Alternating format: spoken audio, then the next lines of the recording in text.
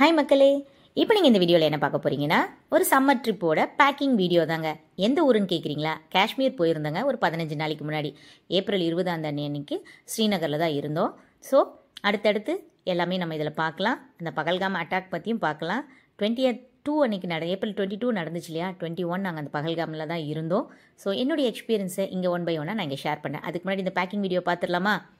So ஒரு டிக்கெட்டுக்கு 15 kilo chicken luggage கொடுத்துருந்தாங்க இல்லையா? அதுக்கேற்ற மாதிரி நான் எல்லாமே பேக் பண்ணியிருந்தேன். மொத்தமே 3 பேக்காக எடுத்துக்கிட்டேன். என் 3 பேக்லேயும் சேர்த்து 45 கிலோ மட்டுமே வர மாதிரி எடுத்துக்கிட்டேன். ஸோ எக்ஸ்ட்ரா நாங்கள் மொத்தம் 4 பேர் 60 கிலோ எங்களுக்கு அலௌடு. 40 டு 45 கிலோக்குள்ளே நான் முடிச்சிட்டேன்.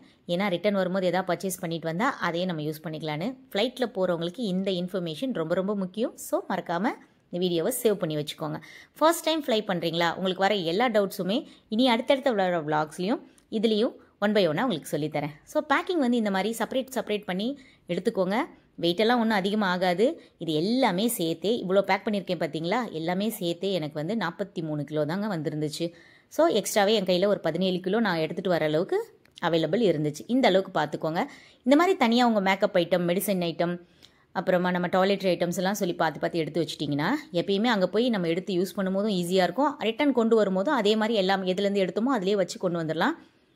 பேக் மட்டும் எப்பயுமே இந்த மாதிரி குட்டி குட்டியாக பேக் பண்ணது போக, பெரிய பேக் வந்து நம்ம 4 பேர் போகிறோம், 2 பேர் ஹஸ்பண்ட் அண்ட் ஒய்ஃப், 2 குழந்தைங்க வராங்க அப்படின்னா மேக்ஸிமம் 2 பேக்ஸ் இல்லாட்டி அதிகபட்சம் ஒரு 3 பேக்கோடு வச்சுக்கோங்க. செக்இன் பேக்கேஜ் சொல்கிறேன். ஹேண்ட் பேக் ஒன்று தாங்க. பேக் எங்கள் ஹஸ்பண்ட் மாட்டியிருந்தார். அதில் வந்து மெயின் டாக்குமெண்ட்ஸ், நம்ம ஃப்ளை பண்ணுறதுக்கான டிக்கெட்ஸு, நம்ம ஆதார் கார்டு, பேசிக்காக ஒரு வாட்டர் பாட்டிலு, ஸோ இந்த மாதிரி கொஞ்சம் கேஷ், நம்ம இந்த மாதிரி பேசிக் ஐட்டம் வச்சுருப்போம் இல்லையா? அந்த மாதிரி வச்சுக்கலாம். நம்ம ஹேண்ட் பேக்கில் மட்டும்தான் பவர் பேங்க்கு, நம்ம எலக்ட்ரிக்கல் ஐட்டம்ஸ் எல்லாம் வச்சுருக்கணும். அதாவது ஃபோனு, சார்ஜரு, இந்த மாதிரி எல்லாம் இருக்கணும். இந்த நம்ம இப்போ பேக் பண்ணி காட்டிகிட்டு இருக்கேன் பார்த்தீங்களா? இதெல்லாமே இந்த கார்கோவுக்கு போயிடும். இதுதான் செக்இன் லக்கேஜ். அதாவது கேபின் லக்கேஜ்ன்றது நம்ம கையில். அதுக்குமே ஒரு 7 கிலோ அலவன்ஸ் கொடுத்துருக்காங்க. கொண்டு போகலாம். ஆனால் இப்போல்லாம் எப்படி இருக்குன்னு பார்த்தீங்கன்னா, ஃப்ளைட்டோட சுச்சுவேஷன் க்ரௌடடாக இருக்குங்க. அங்கே கேபினில் கொண்டு போய் நம்ம கையில் தூக்கிட்டு போகலான்னு கூப்பிட்டு போனால் நமக்கு தான் இறங்கும் போதும் சரி, ஏறும் போதும் சரி கூட்டமாக இருக்குது. போய் வச்சுட்டு ஒரு மாதிரி இடைஞ்சலாக தெரியுது. முடிஞ்ச அளவுக்கு ஹாப்பியான ஒரு ட்ராவலாக இருக்கணும்னா நம்ம லக்கேஜு தேவையானதும் இருக்கணும். அதே சமயம் சுருக்கமாகவும் அழகாகவும் பேக் பண்ணிக்கும் போது இந்த மாதிரி நீட்டாக பேக் பண்ணிக்கோங்க. ரொம்ப ஈஸி அண்ட் ஹாப்பியஸ்ட் டூராக இருக்கும். நான் வந்து 7 நாள் ட்ரிப்புக்கு கிட்டத்தட்ட 8 ட்ரெஸ் எடுத்து வச்சுருந்தேன். எனக்கு 8 ட்ரெஸ், எங்கள் பாப்பாவுக்கு 8 ட்ரெஸ் அப்படின்னு சொல்லி என் பையனுக்கும் எங்கள் வீட்டுக்காருக்கு மட்டும் 6 ட்ரெஸ் எடுத்து வச்சுருந்தேங்க. ஸோ ஆல்மோஸ்ட் நிறைய தான் நானும் எடுத்துகிட்டு போயிருந்தேன். அப்படி இருந்தே எனக்கு இதுக்குள்ளே தான் வந்துச்சு. ரொம்ப ஈஸி அண்ட் கன்வீனியன்ட்டிங்க, ஹாப்பியஸ்ட் ட்ராவலாக இருந்துச்சுங்க. எங்கள் ஊர் தேனின்றதுனால மதுரைக்கு ரீச் ஆகிட்டு, மதுரையிலேருந்து தேஜாஸ் ட்ரெயின் மூலயமா சென்னைக்கு ரீச் ஆயாச்சு.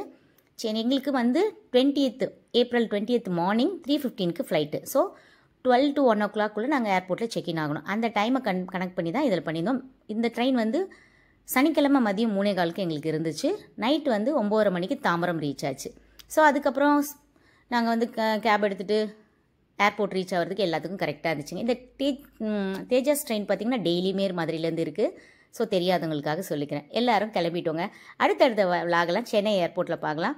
மேற்கொண்டு இது மாதிரி ஏதாச்சும் டவுட்ஸ் இருந்தாலும் கமெண்ட்ஸில் கேளுங்க. ஃபஸ்ட் டைம் ட்ராவல் பண்ணுறவங்களா இருந்தால் உங்களுக்கு நான் நிறையவே ரிப்ளை பண்ணுறேன்.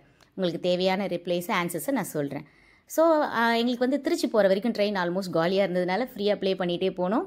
ஸ்நாக்ஸ் எல்லாம் கொஞ்சம் கொடுத்துருந்தாங்க. ஈவினிங் ஸ்நாக்ஸ் வந்து நாங்கள் டிக்கெட்டோட ஆட் பண்ணியிருந்தோம். ஸ்நாக்ஸும் டின்னர் கொடுத்துருந்தாங்க. நல்லா இருந்துச்சு. ஸோ இந்த வீடியோவை அப்படியே கண்டினியூ பண்ணிக்கோங்க. சென்னை ஏர்போர்ட்லேயும் ஏர்போர்ட்டுக்கான டீட்டெயில்ஸோட உங்களை அடுத்த ஒரு வீடியோவில் மீட் பண்ணுறேன். vlog 2ல் உங்களை மீட் பண்ணுறேங்க. சேனல் பிடிச்சிருந்தா சப்ஸ்கிரைப் பண்ணிக்கோங்க.